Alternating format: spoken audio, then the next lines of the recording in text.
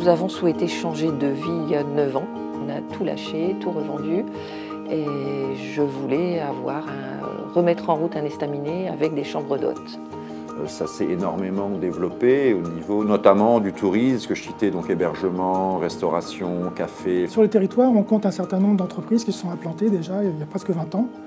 Vous avez Coca-Cola, vous avez Ball Packaging, vous avez PPE. Tout récemment, on a Kubota qui a décidé de s'implanter en décembre dernier. Nous, on cherchait surtout la qualité de vie avec le commerce. Les gens qui composent ce territoire, les femmes et les hommes, possèdent un potentiel à rebondir. Et c'est ce qui est intéressant. C'est que rien n'est acquis, mais tout est possible.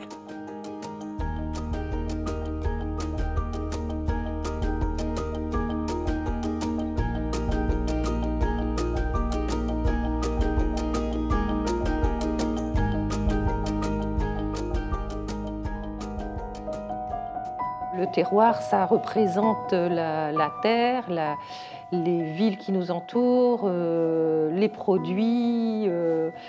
C'est en nous, je crois. Le terroir, c'est important. C'est ce que je mets en avant à chaque fois avec nos clients. Dans le Nord, en général, la bière, voilà, ça c'est un petit peu dans nos gènes, hein, de toute façon. Et moi, il m'a semblé qu'il y aurait, après toute une période de crise, un petit peu de concentration industrielle, bon, qu'il y aurait un rebond, un renouveau, qu'il y aurait des brasseries artisanales. Et voilà, j'étais un peu pionnier là-dedans. C'est pour ça que je parlais d'intuition, parce qu'à l'époque, ce n'était pas encore très évident que ces brasseries renaîtraient, mais aujourd'hui, on est assez nombreux, donc voilà, je ne suis plus tout seul.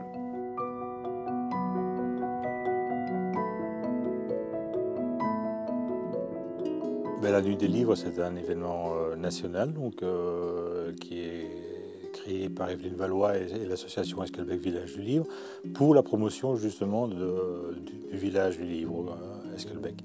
Aujourd'hui, effectivement, la part financière du commerce et l'épicerie culturelle représente plus de 70% sur le e-commerce. C'est vraiment très important pour nous pour nous permettre de vivre à travers notre passion. Je fabrique de la musique avec du hasard. Je fabrique des machines qui jouent avec du hasard sur des instruments. Et au lieu de faire ça dans un ordinateur, ce qui serait infiniment plus léger et plus pratique, je continue à faire des objets visibles.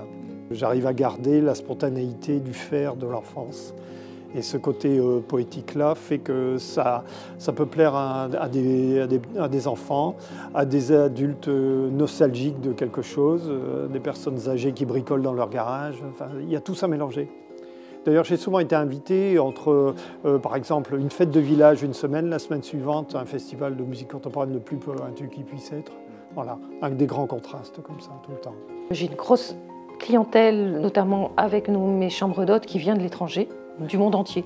Les gens viennent sur notre territoire flamand principalement pour, je pense, l'accueil, la convivialité des personnes, et ils découvrent aussi des lieux atypiques.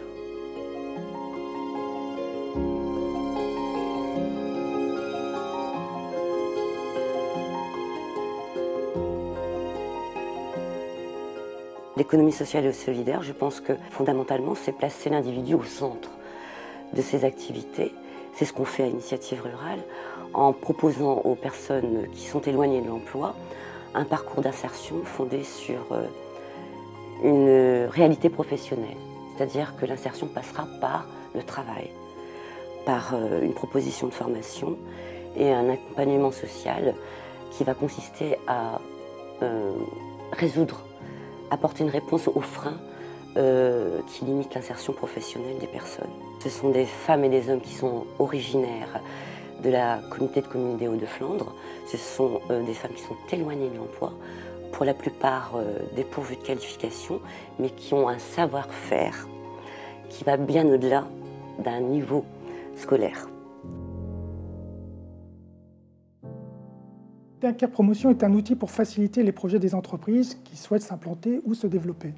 Et donc, nous, on a la capacité de fédérer, on va dire, toutes les structures, les collectivités, les entreprises, les sous-traitants, tous les gens qui peuvent intervenir dans l'implantation ou dans le développement d'un projet. Kubota, c'est un groupe japonais centenaire qui est assez diversifié, mais avec une grosse activité dans tout ce qui est équipement.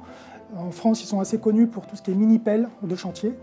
Et sur le site de Bierne, donc ce sera leur usine européenne pour la fabrication de tracteurs de grosse puissance. L'entreprise japonaise avait manifesté son intérêt pour s'implanter en Europe. Ils ne savaient pas trop où encore. Donc on était en concurrence au début avec l'Allemagne, les Pays-Bas, la Belgique.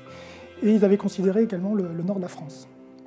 Et on a eu une réactivité exemplaire de tous les acteurs. Ça a été autant de structures, de collectivités que d'entreprises privées, puisque les Japonais étaient aussi intéressés par rencontrer des homologues, des entreprises pour conforter un petit peu dans leurs sentiments. Ce qu'ils souhaitent, c'est d'avoir des réponses. Donc si vous êtes capable de leur dire, écoutez, cette question, ça ne nous pose pas de problème. Demain, on va rencontrer le sous-préfet pour vous faciliter les choses et pour que vous soyez confortés sur l'aspect planning au niveau d'un permis de construire, au niveau de la procédure SCPE, on sait le faire.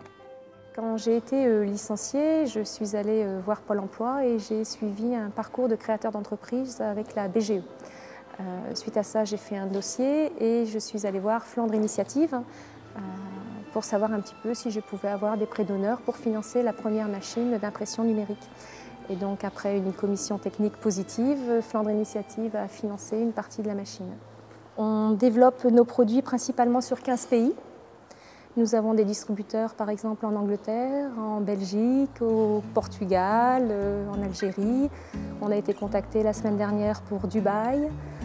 Voilà, donc ça sont les distributeurs sur l'export. Et il faut savoir que l'on a des professionnels du funéraire qui nous contactent aussi eux-mêmes de l'étranger, en fait, car ils voient nos plaques, notamment par rapport au salon du funéraire, et aussi parce qu'ils les voient tout simplement dans les vitrines. Les gens vivent beaucoup en se déplaçant aujourd'hui.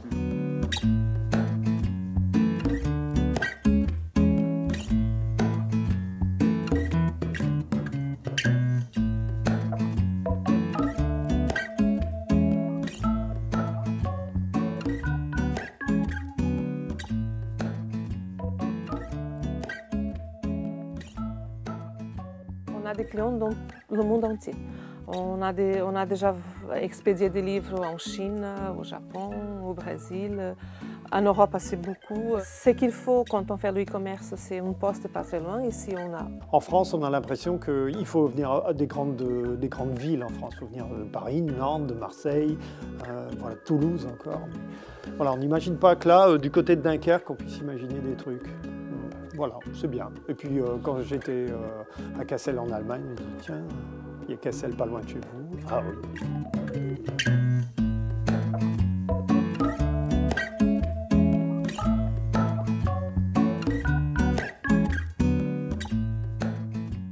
Alors moi je suis une entreprise locale, vraiment très locale, mais mondiale aussi. C'est absolument évident.